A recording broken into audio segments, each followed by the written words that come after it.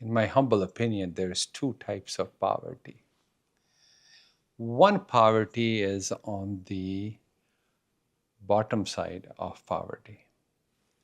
When you have nothing, you have not enough money for food, not enough money for education, you don't have money to buy anything nice for yourself, and you're suffering from poverty. At that point, most people's energy is spent trying to get ahead. They want to get ahead. They want to maybe get education. They want to get a better job, etc., etc. They're just trying to get there. This poverty is there, but it's not as bad as the poverty that most people feel on the other end of monetary gain. There is a poverty that happens to very few people, people who have everything. Everything that they wanted, everything that they wanted to achieve has now been achieved. They wanted money, they got money. They wanted wife, they got beautiful wife. They wanted a house, they have many houses. They wanted a car, they have many cars. They can buy whatever they want. But now, if their mind is still working, if they still have uh,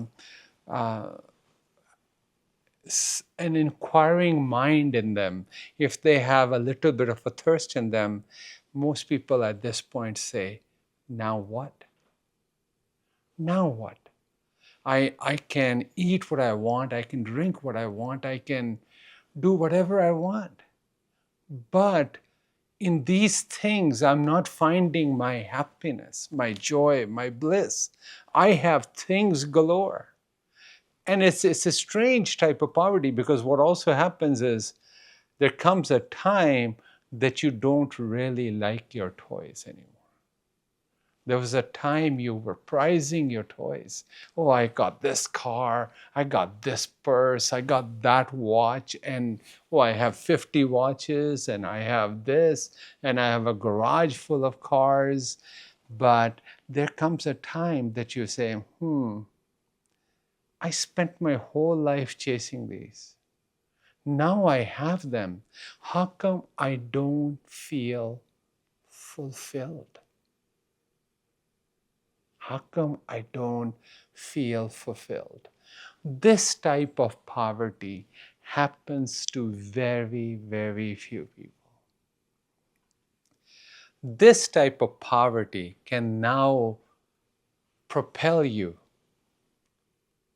into a spiritual inquiry. What am I missing? Having everything, why are my hands still empty? Why don't I have that fulfillment that I was supposed to have? Because I have everything that anybody can dream of. This poverty can propel you, if you allow it, to go into a spiritual inquiry. And that spirituality, that when comes after material fulfillment and a disillusionment with material gain, can be very, very striking. Gautam Buddha, being a prince, left it all. He had everything. He had everything that he could ever desire. He was a prince. But yet he left it all to go on that journey. So if you allow that to happen, if you're hungry and your children are hungry, you're not thinking about spirituality. So totally understood, fully understood, that if you don't have food and you don't have rent for your next month, hey, you have to work. And that's your lot today, and that's what you have to do. But very few people get there, and then they find, oh my God, I'm really poor. At least the poor person still have a dream of getting rich. I had that dream, and that dream has now dissipated. I achieved it all, but there is nothing there that I can hold on to.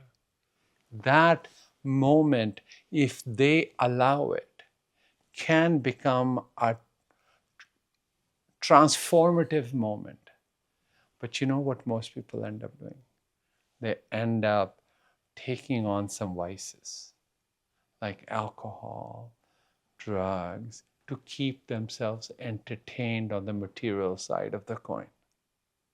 And but if you have a spiritual tinge to yourself, I'm not saying religious, spiritual tinge, just something where you question the reality around you, and you were chasing money and now you have chased money or fame or whatever, there does come a time that you say, now what?